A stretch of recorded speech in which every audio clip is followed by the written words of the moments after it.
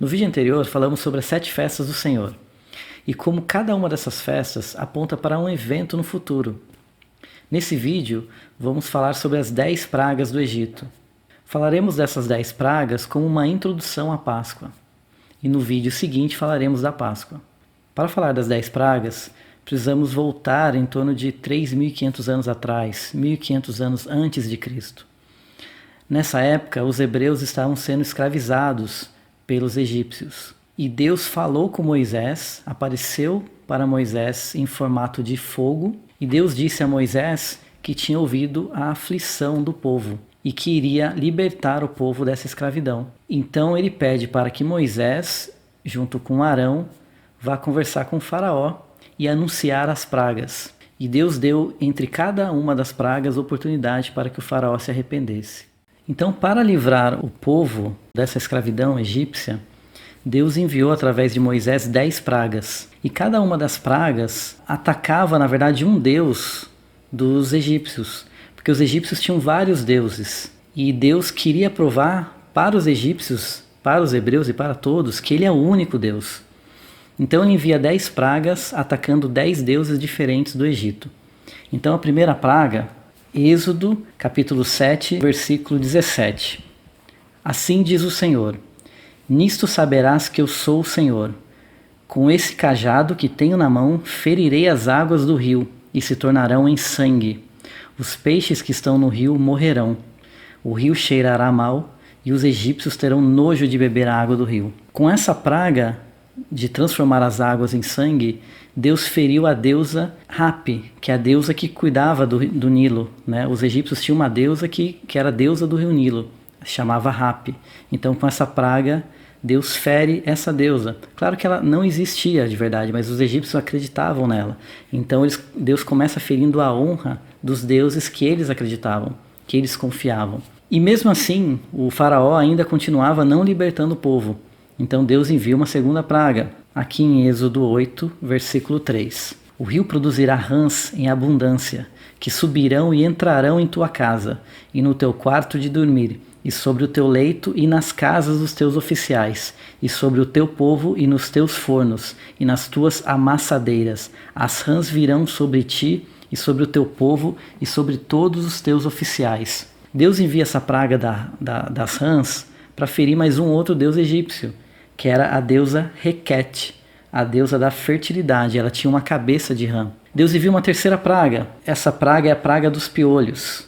A gente lê isso em Êxodo, capítulo 8, versículo 16. Disse Deus o Senhor a Moisés: dize a Arão, estende o teu cajado e fere o pó da terra, para que se torne em piolhos por toda a terra do Egito. Fizeram assim. Arão estendeu a sua mão com seu bordão e feriu o pó da terra. E houve muitos piolhos nos homens e no gado, e todo o pó da terra se tornou em piolhos por toda a terra do Egito. Deus fez isso para ferir mais um deus egípcio, que era o deus Geb, ele era o deus da terra. Então, quando Deus transformou o pó da terra em piolhos, ele feriu mais um deus egípcio. A quarta praga é a praga das moscas, em Êxodo, capítulo 8, versículo 21.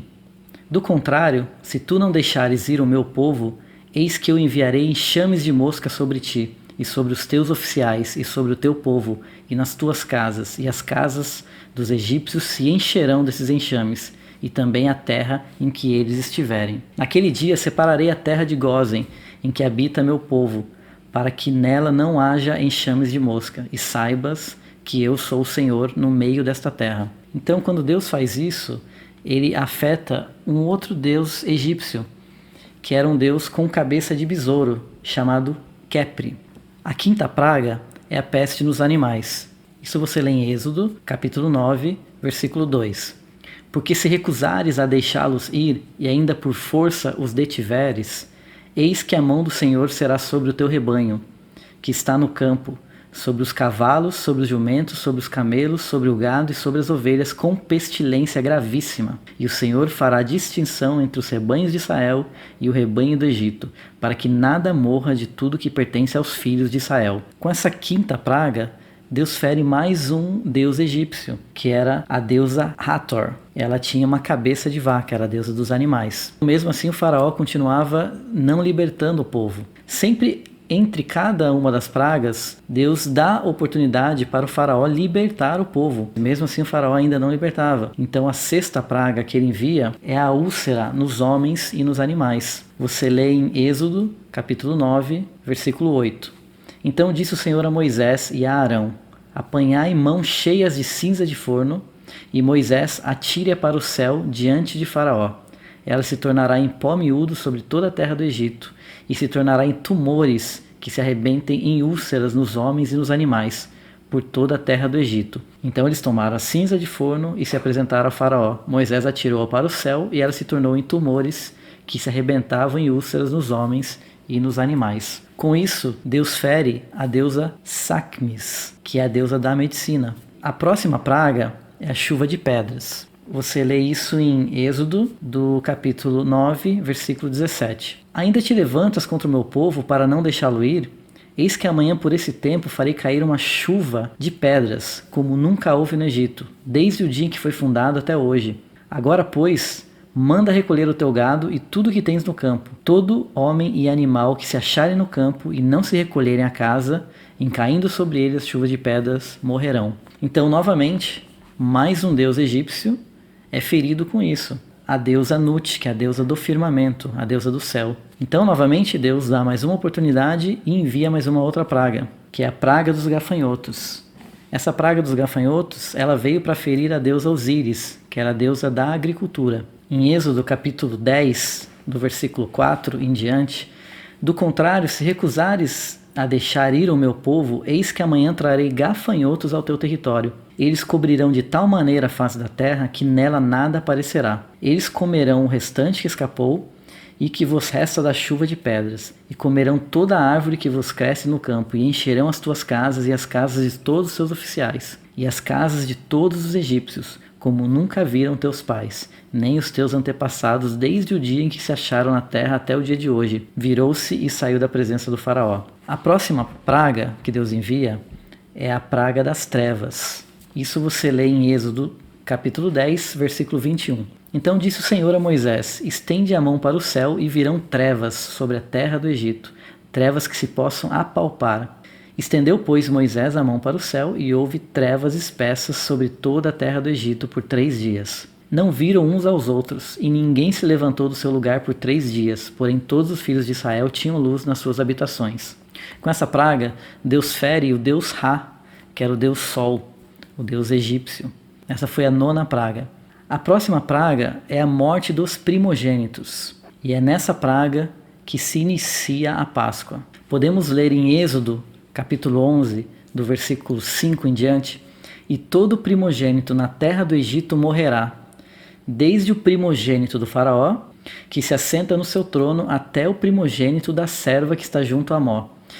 E todo primogênito dos animais, haverá grande clamor em toda a terra do Egito, a qual nunca houve nem haverá jamais. Porém, contra nenhum dos filhos de Israel, desde os homens até os animais, nem ainda um cão rosnará, para que saibais que o Senhor fez distinção entre os egípcios e os israelitas. Então, com essa última praga, Deus fere o próprio faraó, pois o filho do faraó morreria se ele não libertasse o povo. E o faraó, ele era considerado um deus para os egípcios. Então, os egípcios estavam vendo Deus atacar praticamente tudo que eles acreditavam, toda a crença deles, pois Deus sempre condenou a idolatria, sempre condenou ter outros deuses diante dele. Com essas pragas, Deus consegue mostrar para os egípcios e também para os hebreus que ele era o único Deus e que tinha controle sobre tudo. Com essa última praga, a morte dos primogênitos, se inicia a Páscoa, o rito de Páscoa. No próximo vídeo vamos entrar com mais detalhes sobre a Páscoa e como ela se cumpriu em Jesus. Peço para que vocês curtam o canal, compartilhem esse vídeo e fiquem com Deus. Um grande abraço.